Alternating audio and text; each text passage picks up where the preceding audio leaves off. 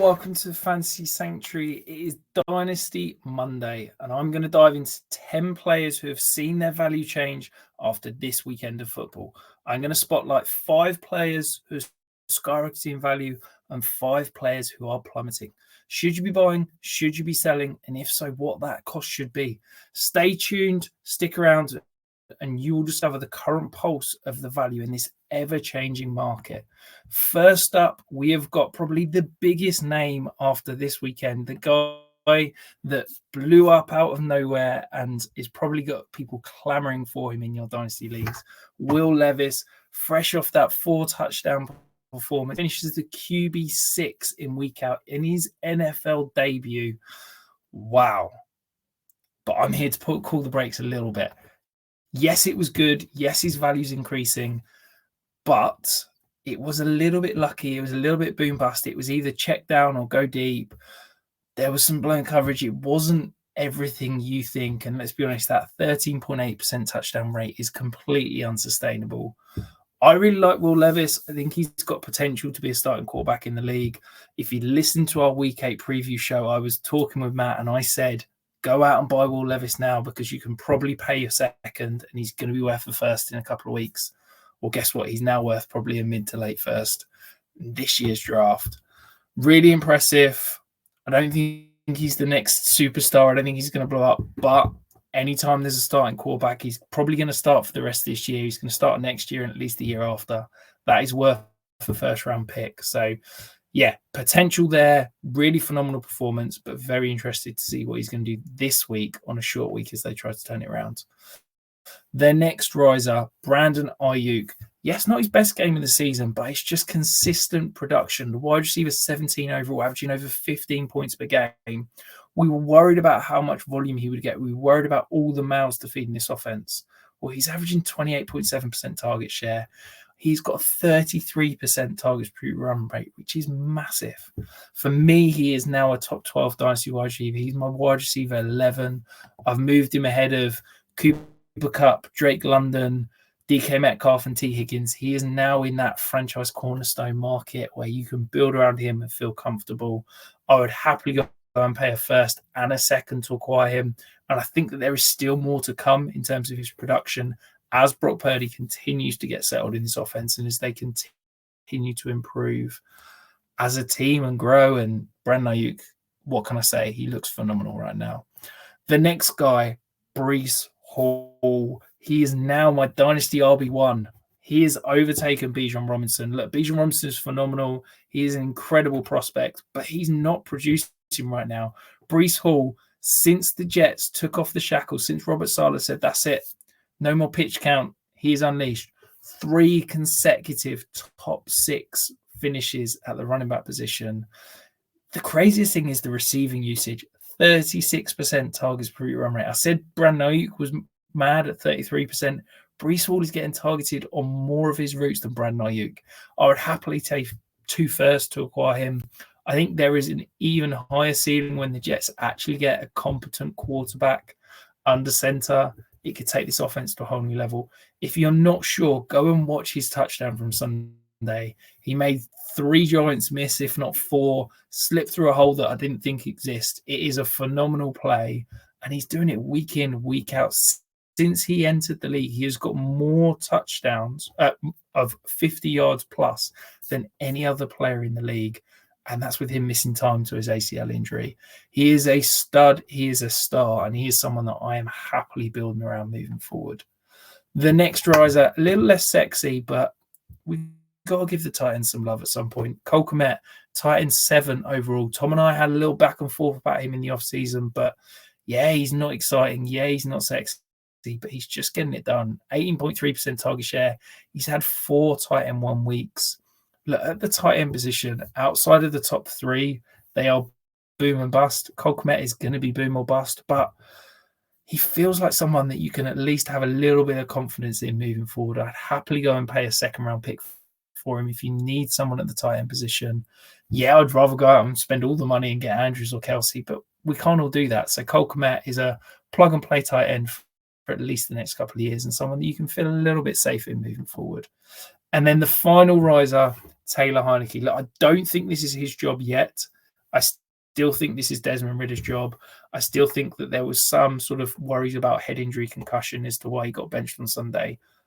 But the fact that Heinicke played, it's kind of opening that door. It's starting to creep into the territory where Desmond Ridder could get benched.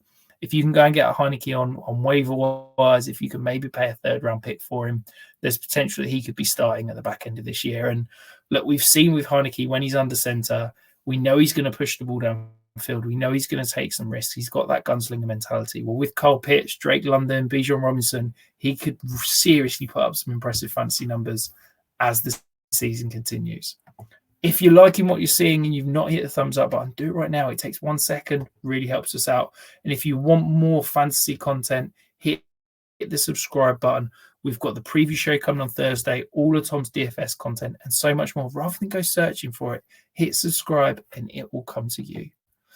Now we're going to get negative. Let's talk about some fallers. Jordan Love started off the season on an absolute tear, unsustainable touchdown rate, but we've seen that regress slightly.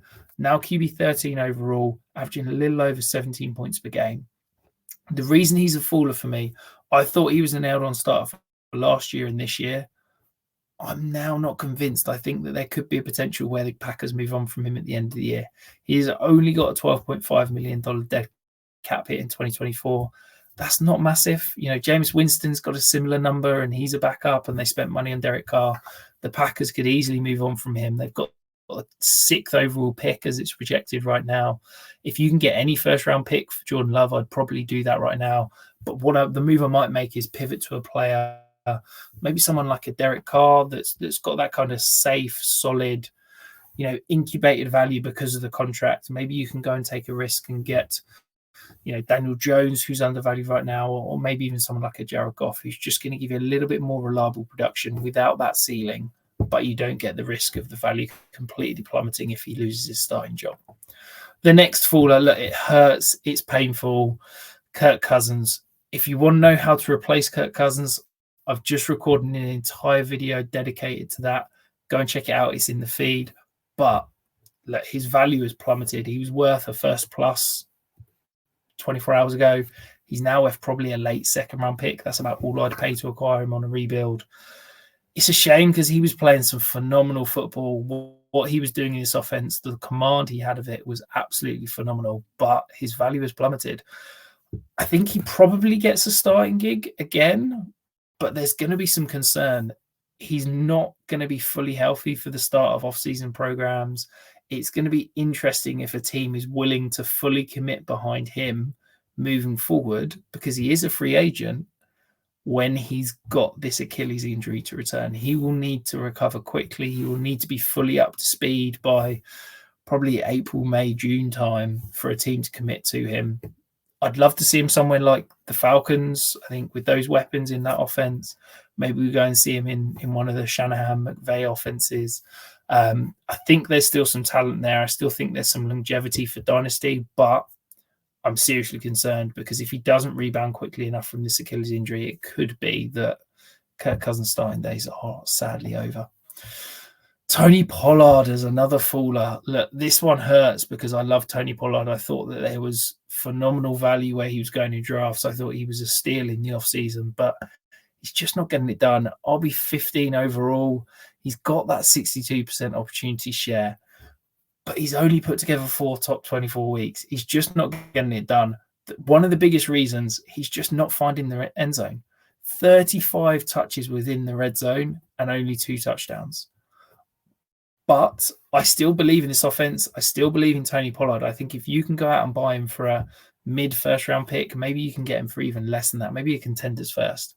I think he's the type of player that could get it all together, could put it all together, and could easily help carry you to a title. So, yeah, he's falling in value. He is absolutely on the decline in terms of that dynasty value, but a player that I'm quite aggressively going to target right now. A guy that I'm not targeting and not touching at all, Miles Sanders, around about 18 points per game, averaging less than 7.5 points. This is now Chuba Hubbard's backfield. I think we saw the shift on Sunday. I think that Chuba Hubbard is now going to be the number 1, and I don't even think Miles Sanders is the 1B. I think he is now the 2. I would take any second-round pick for him in trade. I think you might struggle to get that, I think he might need to be a couple of thirds, or maybe it's a player-based trade. But yeah, not touching him. I think this could be his fantasy relevant career, sadly, down the tube. The final faller, this one hurts. You know I'm a big Chris Olave fan if you've been around. He was a top 6 Dynasty wide receiver for me, but he's just not getting it done at the moment. Wide receiver 36 in points per game. The target share is there. He's seeing the overall target volume, but he's just not finding the end zone. He has got more receiving yards per touchdown than any receiver or tight end in the league. 517 yards for 1 touchdown. I still have to go and pay 2 first. I still think the talent's there, but this offense needs to sort itself out. Derek Carr, I think, is still not 100% sure, 100% healthy with that AC joint sprain. He looked better on Sunday, but he's still not fully back. And I think that whilst Chris Olave will still be a cornerstone you can build around, the fantasy superstar, his value is declining because he's quite frankly just not getting it done at the moment. Is there somebody that you think I should be talking about that I've missed? Is there someone that you completely disagree with that I've talked about? Let me know in the comments below. I love hearing your thoughts on all of these guys. And if you're not subscribed, hit that subscribe button because we've got so much more content coming over the next few days. We'll be back on Thursday with the preview show. And of course, Tom's DFS content will be here in time to make you some money for the weekend.